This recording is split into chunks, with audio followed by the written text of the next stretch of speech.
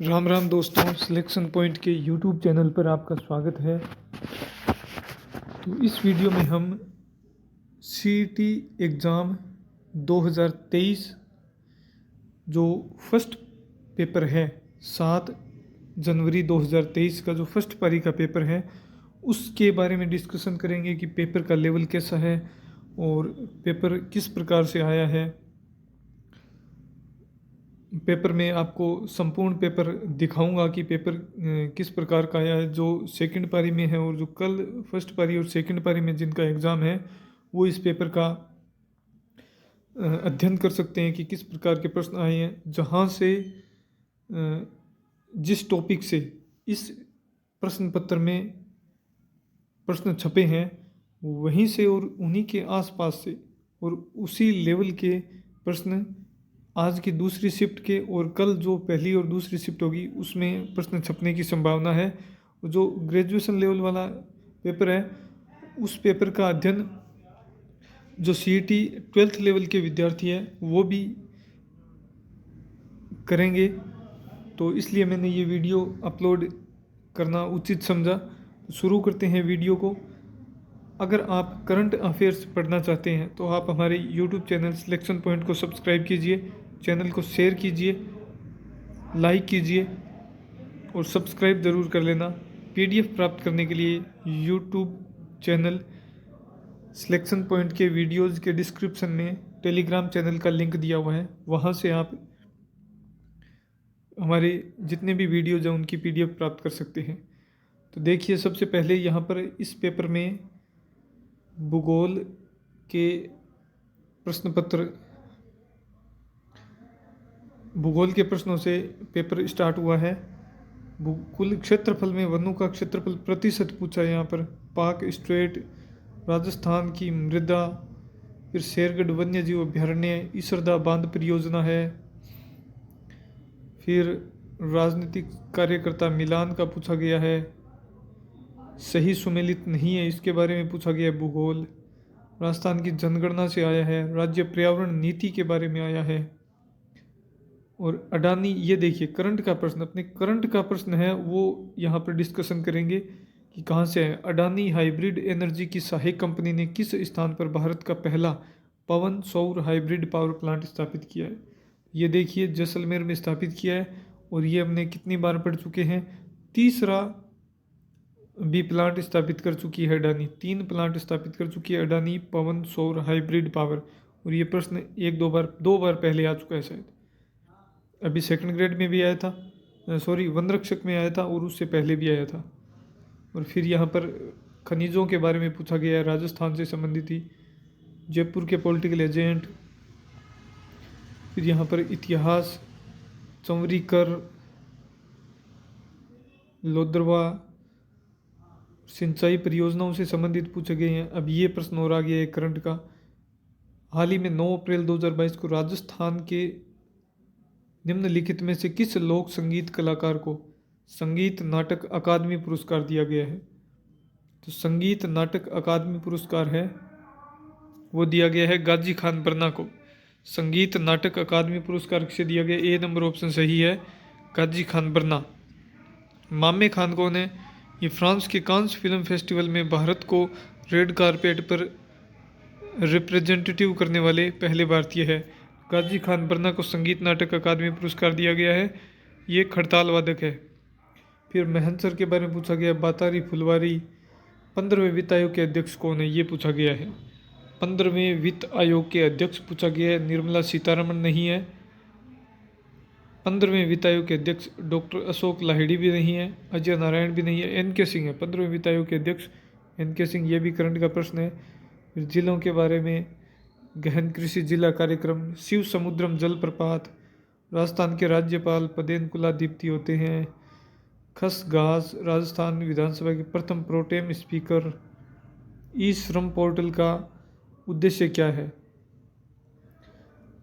ई श्रम पोर्टल का उद्देश्य है असंगठित कामगारों का एक राष्ट्रीय डेटाबेस बनाना, संगठित कामगारों का राष्ट्रीय डेटाबेस, कामगारों को ऑनलाइन भुगतान करना और कामगारों को शिक्षित करना। तो ये सी नंबर ऑप्शन है शायद, असंगठित कामगारों का एक राष्ट्रीय डेटाबेस बनाना भारत को कृषि प्रदेशों का पूछा गया है। भारत की शुष्क खेती, यहाँ पर देवियों के बारे में श्रीमती करणी माता, सकराय माता, आई माता, नारायणी माता के बारे में पूछा गया है। केसरी सिंह बारट, मुक्ति। अब ये देखिए, ये करंट का प्रश्न है। मुक्ति नामक कविता संग्रह के रचयिता कौन है? तो ये है मिथेश निर्मोही, जिन्हें पिछले वर्ष का राजस्थान साहित्य अकादमी पुरस्कार दिया गया था, केंद्रीय साहित्य अकादमी पुरस्कार दिया गया था, और इस बार का दिया गया है कमल रंगा को हाल ही में। ये देखिए, अब यहाँ पर ये भी करंट का प्रश्न है। भारत के 14वें उपराष्ट्रपति बने हैं जगदीप धनखड़, ये सही है। इनका संबंध है झुंझुनू जिले से, और भारत से उपराष्ट्रपति बनने वाले ये दूसरे व्यक्ति है। कौन से व्यक्ति है उपराष्ट्रपति बनने वाले? पहले थे भैरों सिंह शेखावत और दूसरे हैं जगदीप धनखड़। दोनों शेखावटी के हैं। भैरों सिंह शेखावत थे झुंझुनू के, और जगदीप धनखड़ है सीकर। भैरव सिंह शेखावत सीकर के और जगदीप धनखड़ है झुंझुनू के। लोकसभा सांसद, राजस्थान विधानसभा के सदस्य व पश्चिम बंगाल के राज्यपाल भी रहे हैं, ये भी सही है। और वर्तमान में संसद के दोनों ही सदनों के अध्यक्ष राजस्थान से हैं। तो इसका उत्तर हो जाएगा, चारों ही सही है। 1 नंबर भी सही है, 2 नंबर भी सही है। लोकसभा सांसद भी, लोकसभा सांसद नहीं रहे हैं जगदीप धनखड़, लोकसभा सांसद रहे हैं, राजस्थान विधानसभा के सदस्य भी रहे हैं, और पश्चिम बंगाल के राज्यपाल भी रहे हैं। तीनों ही सही है। और इसके 4 नंबर ऑप्शन हो जाएगा, 1 2 3 4। और यहाँ पर 1857 की क्रांति के बारे में पूछा गया है।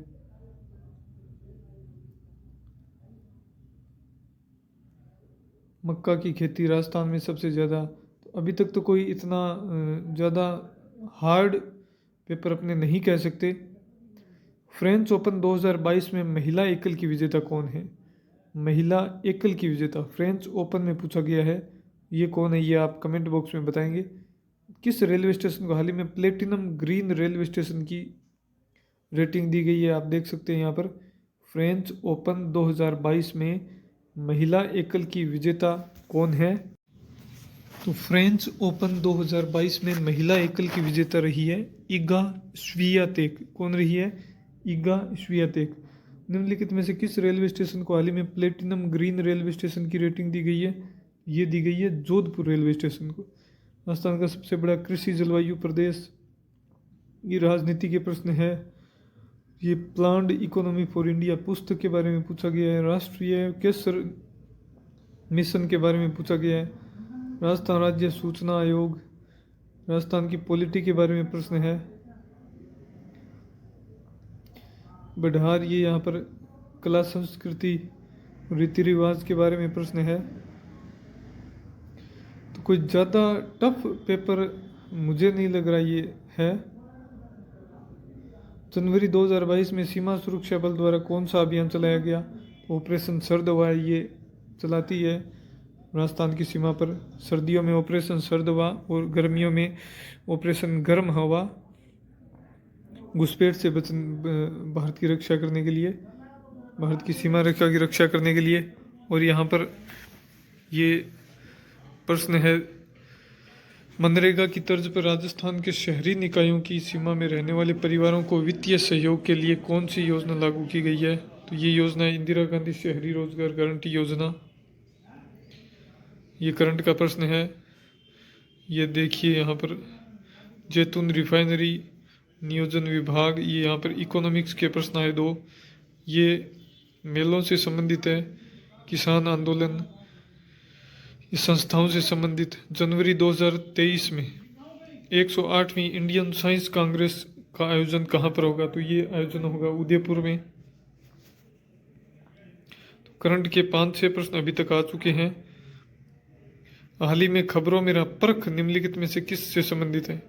तो परख किस से संबंधित है? परख है वो शिक्षा से संबंधित है।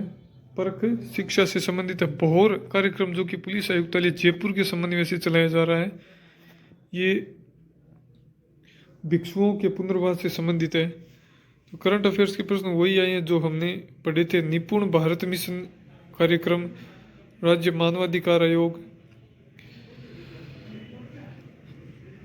चार हाथों वाले लोक देवता फल्गुबाई भरतपुर राज्य प्रजा संघ।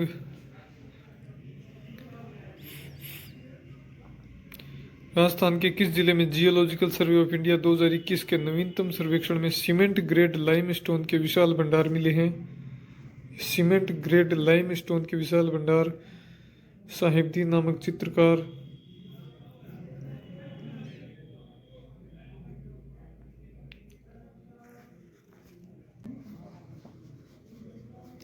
ये सीमेंट ग्रेड लाइमस्टोन के विशाल भंडार है, ये कहाँ पर मिले हैं? 2021 की रिपोर्ट के अनुसार राजस्थान के जैसलमेर ज़िले में मिले हैं।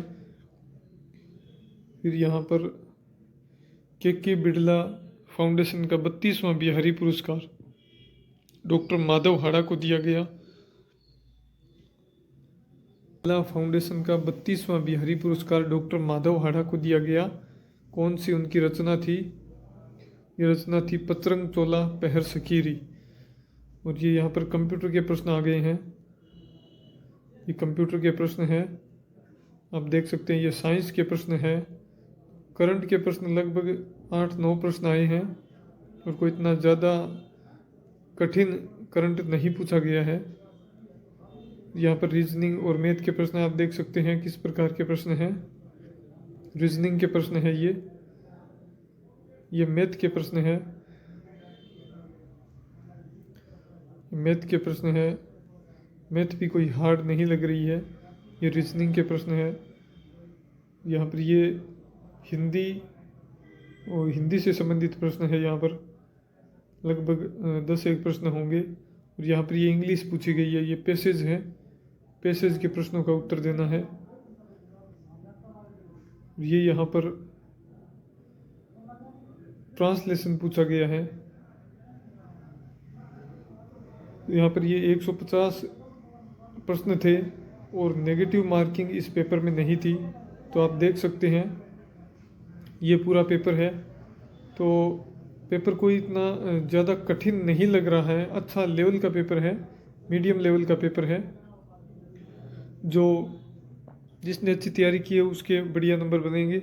नेगेटिव मार्किंग नहीं है, तो कुछ तुक्के भी लगेंगे, कुछ सही होंगे कुछ गलत होंगे, लेकिन नेगेटिव मार्किंग नहीं है। तो अपने 7-8 प्रश्न, जो 8-9 प्रश्न करंट के थे, वो अपने डिस्कशन कर लिया है। और एक आध प्रश्न को छोड़कर सारे प्रश्न अपने वीडियोज़ में से ही आए हैं। तो एक वीडियो में आगे लेकर आऊँगा कि मेरिट है वो कितनी जा सकती है, कट ऑफ का आइडिया क्या है, कितने नंबर वाले सेफ हैं। तो चलिए वीडियो को यहीं समाप्त करते हैं। अगले वीडियो में हम दूसरी शिफ्ट का जो पेपर है उसके बारे में डिस्कशन करेंगे। धन्यवाद।